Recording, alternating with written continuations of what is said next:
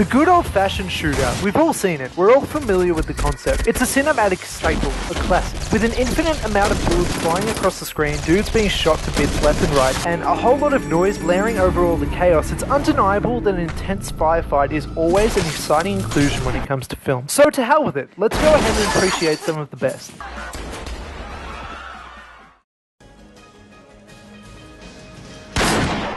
I remember watching Commando for the first time, not really knowing what I was getting myself into. I was a kid at the time and just wanted to see more Arnold Schwarzenegger outside of the Terminator movies. And my god, was I not let down by this masterpiece of stupidity. Commando is a movie that just relentlessly delivers when it comes to action, masculinity, and yep, stupidity, and I love it. The scene that makes this list though is of course the penultimate shootout nearing the end of the film where John Matrix kills everyone. And there's not really any other way to put that. It's just a scene of him just killing everybody. Just everybody. And yeah, the scene is a bit outdated and unbelievable. The sound effects are super cliche gun sounds. The hero never ever runs out of bullets and the bad guys are such terrible shots. But it all comes together in this wonderful display of action.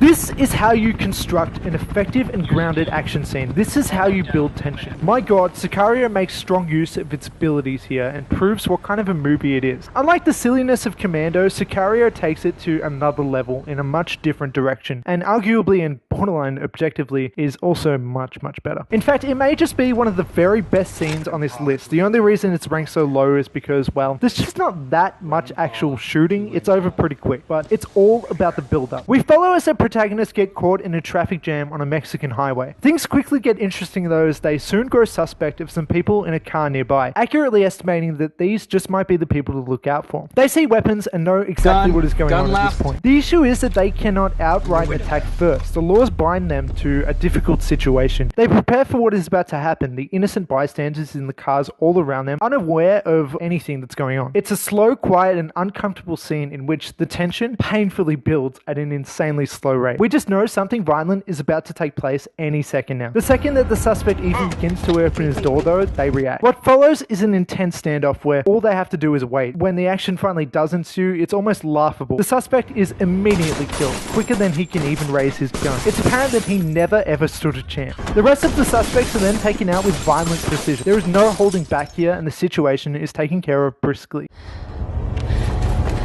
Okay, so this isn't the best movie in the world. Fine, I accept that. But you know what? This climactic shootout still manages to be pretty damn cool. When the protagonist of Wanted, Wesley, finally goes to take the entire group of bad guys in the film down, he certainly leaves his mark. It begins with Wesley smashing comic book stylishly through a window in slow motion and keeps its pace till the end as he runs through an entire warehouse and never stops while killing all of his enemies along his path. While he does so, he does some cool shit too, like, you know, like cross his arms, empty clips, and grab fresh ones off of the newly deceased and shoots through a guy's head like a bunch of times as he continues running. And look, it's a bit silly, but it's just kind of really awesome too. Like, I'm allowed to have a dumb one on this list, okay? What's that you say? I already had one with Commando. Look, that's fine. I'm also allowed to have 2 dumb ones on this list.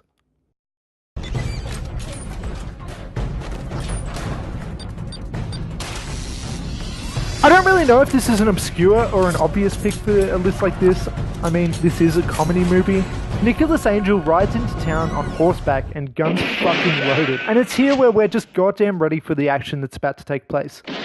Then when we step back and remember where we are, a silly and also very clever but still a very silly comedy, we begin to kind of realize what kind of a scene this is. And the people that he's about to fight, they're not soldiers, they're not Russian gangsters or big muscle-bound goons here. They're just like relatively normal, mostly older people. But sure enough, that doesn't stop them from being violent psychopaths as they hysterically pull out weapons out of their coats and bicycle baskets. And it just makes for a really like ludicrous scene. But the beauty of this scene in particular is how unironically it's shot. There are some goddamn passion and skill behind the camera. It's fast-paced, it's action-packed, and it never loses itself in terms of what it's going for, despite being so over-the-top and cartoony. Nicholas Angel proves to be on top here though, as he does take down his enemies again in creatively unviolent ways, such as by shooting pop plants to strategically strike them out, or even simply just by getting like non-lethal shots like in the shoulder and stuff. And it's here where it feels like this scene is serious and violent, but also kind of like viewer-friendly. It's kind of like a cartoonized, childlike version of action movies here. And I love it. It's ironic, but it also proves competent. It's clever, but it never takes itself too seriously, and it's just really fun.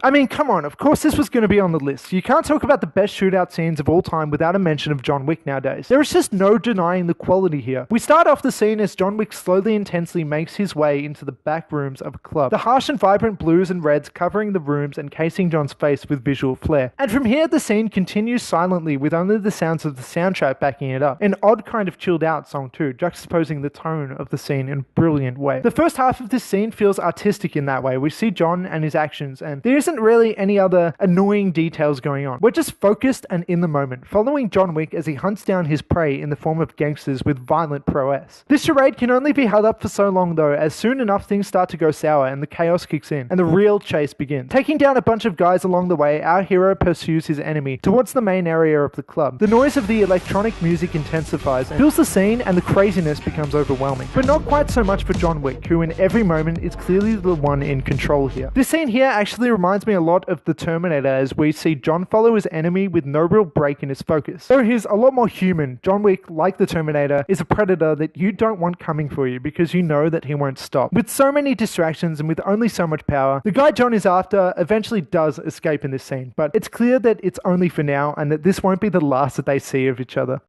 The silliness of this scene is apparent from the get-go as a small army of armed men slowly walk towards the danger ahead of them in form of a little girl. Hit Girl here of course plays the little girl routine pretty damn easy for someone like her to play, as she, you know, is a goddamn little girl, and lures these guys into their deaths. Now knowing the situation that they're in, the rest of the men throughout the loft begin their hopeless fight. I love the editing of this scene. The way that it's cut to the soundtrack and the sounds of the action is something I always admire. I also love how seriously this scene is taken behind the scenes. Sure, it's dumb that this little girl is killing all of these grown men, but we buy into it if not for the simple amount of effort that was clearly put behind in terms of the choreography and stunts, as well as the fact that there are some actual emotional stakes behind it too. After Hit Girl's father is brutally murdered earlier in the film, all she really has left is revenge, and here she gets it.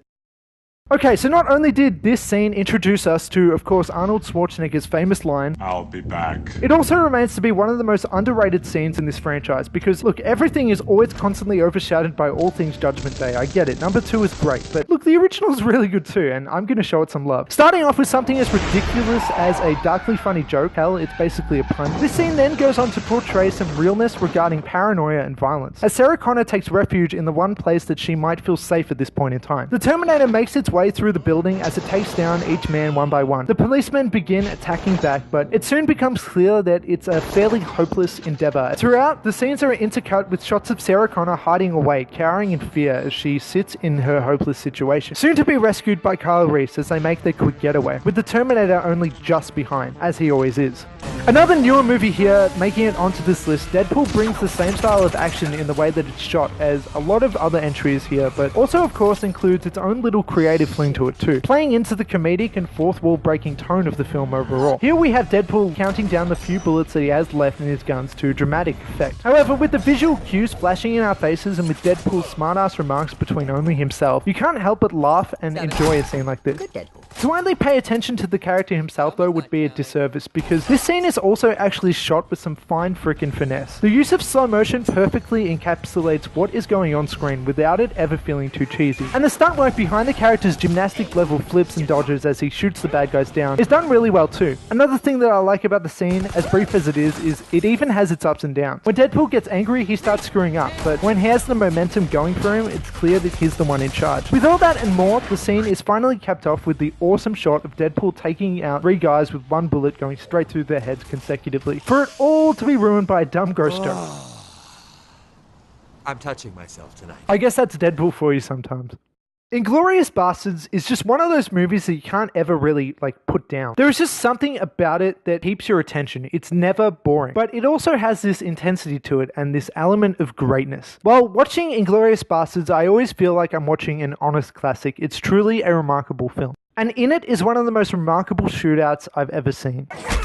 The scene begins slow and calm as we hang out with some of the minor heroes of the film who are on a mission against the Nazis. Undercover, they sit in a bar and drink and are soon joined by the enemy. As calmly as everything starts, the tension only raises from here, knowing that these characters are willing to die for the cause and the likely fact that they're about to be found out. The characters play card games, drink, and participate in discussions with one another, all seeming to be going well. That is, until Michael Fassbender's character orders some more drinks. As he raises 3 fingers, he simultaneously gives himself away. And from here on, on, the scene becomes a short fuse that is about to burst. Though not everything blows up all at once, the sides become clear, and soon enough the entire pub is basically shot to shit. There's not really any other way to put it. And after such a slow tension being raised, the payoff comes as suddenly as it goes away. After an impressively short shootout, the sole remaining survivor stands shaking in the bar alone. Come on, it's a classic, right? The Matrix proved to be at the top of its technical game during scenes such as this one. And the movie itself is just so iconic that it would have been a disgrace not to have included it. And speaking of this scene, it really just has it all. From the start of the scene, the tension begins raising as the film's villain, Agent Smith, intimidates Morpheus. And it's clear here that the character might not have that much longer to live. This sets up a time strain. It sets us into the motion that something is about to happen and it's all under the clock. This is urgent. All hell is about to break loose. As the security guard of the building asks Neo to remove any pieces of metal, Neo, in response, then exposes the many pieces of weaponry attached to him, and just for a second it lingers before anything happens. And from there we get machine guns, slow motion, and a whole lot of gun fu.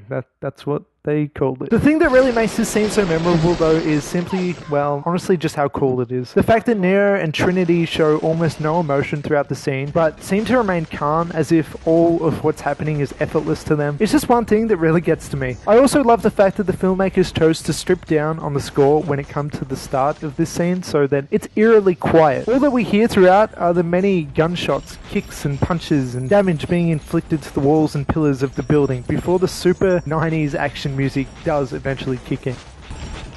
I'll be honest, when I began thinking of my favorite movie shootouts and started to really think about the best ones in my cinematic canon, Patriots Day wasn't exactly a film that just sprang straight to my mind. I don't think of Patriots Day as an action movie, and I mean, why the hell would I? It's not. But it does have one hell of an action sequence in it. But it's not exactly the type of action that you sit back and enjoy. The scene is shot with such patience and an uncompromising heaviness that it's even sort of uncomfortable. It just feels so real. Sounds of gunshots blast with force throughout the contrasting silence of the night, as some of the policemen in the film attempt to take down the two antagonists who are guilty of bombing and killing a number of innocent people. Shots go back and forth between either side, and this small suburban street is now a war zone. The violence that takes place here has weight to it. Patriots Day really shows us the realistic measures behind one's actions in such a situation, as well as the consequences. One false move could really make the difference between life and death here, and you feel that. So I don't know if this is the most technically impressive shootout on the list. I don't know if it's the most memorable to other people, and I don't know if anybody else loves this scene as much as I always have ever since I saw it for the first time, but for my number one pick, Tarantino does it again, because the Candyland Mansion shootout from Django Unchained reigns victory. Everything from the more realistic sprays of blood from each gunshot wound to the complete absurdity of it all. This scene has it all in terms of shootouts. It has the protagonist diving and screaming while shooting his gun, and it has some actual emotional impact as the hero is clearly outnumbered, yet isn't willing to die due to his extreme and valid levels of rage.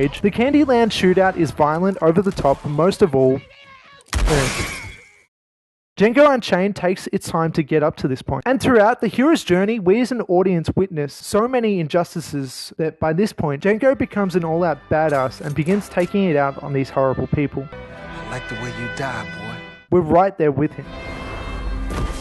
The direct build-up to the scene also makes for some great impact. It's difficult to even describe where exactly the scene even begins, because the entire middle to third action section of this film is kind of just like one long, constantly escalating conversation. Bit by bit, we see the conflicts in Django, Schultz, and Candy rise. Until, of course, right by the end, right where the men could have walked away, Candy, being Candy, has to make it all about the ego. He insists that Schultz shakes his hand, representing a sign of respect. Now look, it may be silly, it may be overly prideful, and it may be unrealistic, because I sure as hell wouldn't have sacrificed my own life just to not shake some guy's hand, but Schultz is a freaking hero here. He just can't live letting this man go, and it's respectable. Instead of shaking his hand, in a sudden split second, he literally whips out a gun of his sleeve, instantly killing Candy. So of course, the shootout begins, and from here, something else to notice about the scene that I completely love is the sound. The first half is played off with no music, just the loud sounds of fragmented gunshots and frantic shouting as Django pulls out his 6-shooter and takes every single enemy that he can out. Pretty soon though, the slow motion kicks in and that odd but bold choice on Tarantino's part, but what follows is some modern rap music backing up this old western type scene. And somehow it just works. It works to perfection. Django comes off as the badass that he is. The scene now has even more of a fun and energetic element to it. And despite the era obviously conflicting, I don't think any other song could have worked better. Something else that really makes the scene is how surprisingly artistically it's shot. There are quite a few slightly obscure close-ups. The action is clear, even if it is completely insane. It still feels like the scene is entirely under control. And the extra bit of sugar on top of this scene is, ironically, that the character doesn't even win in the end. This isn't even his final frontier. At the end of this scene, Django loses, and this kind of beautiful tragedy to it. After such a courageous fight, Django still gets beaten by the system. Thankfully though, this only allows for a final third act, in which Django must make another comeback. The first Candyland shootout only makes the end of the film that much more powerful.